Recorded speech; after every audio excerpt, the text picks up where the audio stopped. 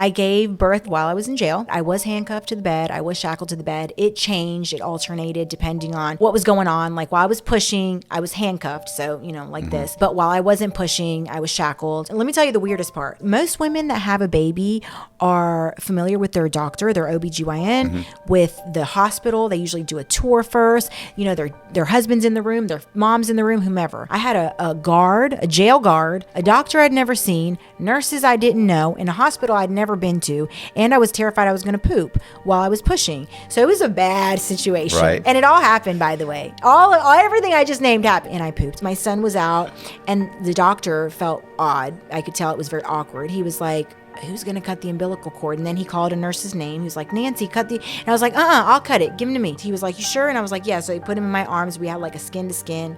And I cut the umbilical cord. I was like, well, just me and you, guy. We were the only ones in there that knew each other. You know what I mean? Everybody else was a stranger. So